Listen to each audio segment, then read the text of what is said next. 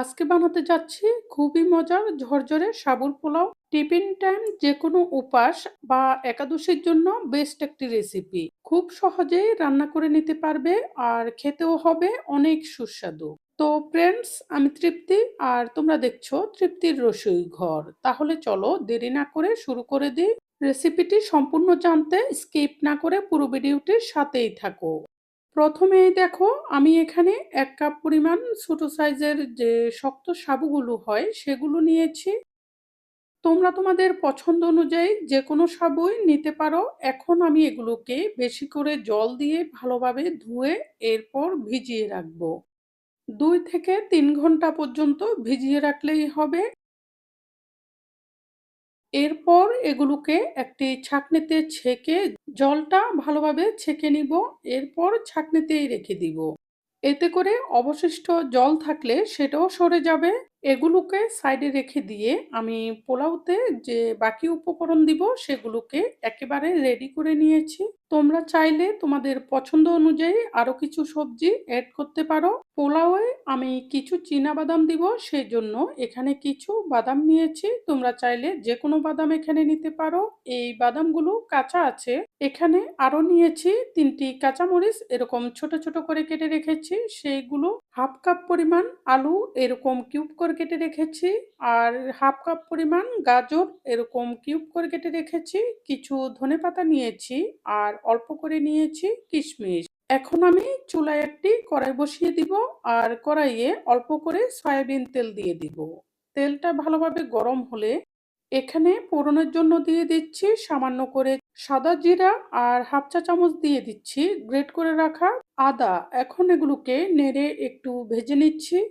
এরপর এগুলো একটু ভাজি হয়ে যখন সুন্দর স্মেল আসবে এ পর্যায়ে এখানে দিয়ে দিব কেটে রাখা আলু, গাজর আর বাদামগুলো।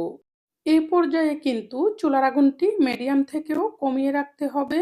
এখন এগুলোকে একটু নেড়ে দিব যাতে করে নিচে পুড়ে না যায়। এরপর এখানে দিয়ে দিব হাফ চা চামচ লবণ আর সামান্য করে হলুদের গুঁড়ি। এরপর এগুলোকে নেড়ে দিয়ে ঢাকনা দিয়ে দিব আর চুলার আগুনটি ডিম রেখে এগুলোকে ভাজতে থাকবো। মাঝখানে ঢাকনাটি তুলে আবার এগুলোকে একটু নেড়ে দিব, না হলে নিচে পুড়ে যেতে পারে। এ পর্যায়ে আমি তোমাদের কাছে একটি রিকোয়েস্ট রাখবো। তোমরা যারা আমার চ্যানেলে নতুন এসেছো, সকল ধরনের রান্নার সহজ এবং সুস্বাদু রেসিপিটি পেতে আমার চ্যানেলটি সাবস্ক্রাইব করে রেখো। আর যারা আগেই সাবস্ক্রাইব করে রেখেছো তাদের জন্য থাকছে অনেক ভালোবাসা।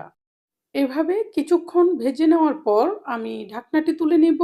এরপর এখানে দিয়ে দিব কেটে রাখা কাঁচামরিচগুলো আর দিয়ে দিব কিশমিশগুলো আর ১ চা চামচ দিয়ে দিব চিনি।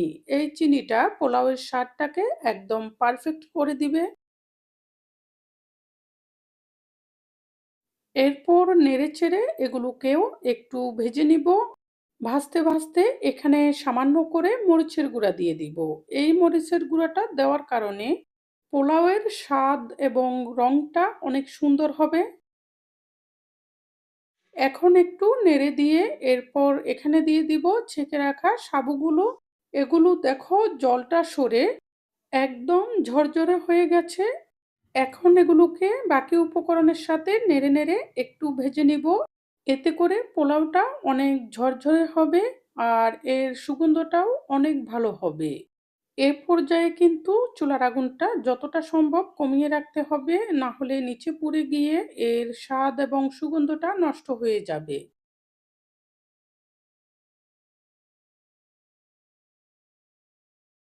এভাবে নেড়ে নেড়ে একটু ভেজে নেওয়ার পর এখানে আমি সামান্য করে জল দিয়ে এরপর এগুলোকে ঢাকনা দিয়ে দিব।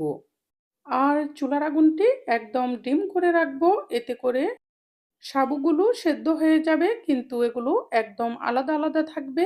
এ পর্যায়ে আমি কিছু ধনেপাতা কুচি উপরে ছড়িয়ে দিব আর এগুলোকেও নেড়ে ভালোভাবে মিশিয়ে দিব। এই পর্যায়ে চুলার আগুনটি নিভিয়ে দিলেও চলবে। ভালোভাবে মিক্স হয়ে গেলে কিছুটা ঠান্ডা হলে এটি পরিবেশনের জন্য সম্পূর্ণ প্রস্তুত হবে।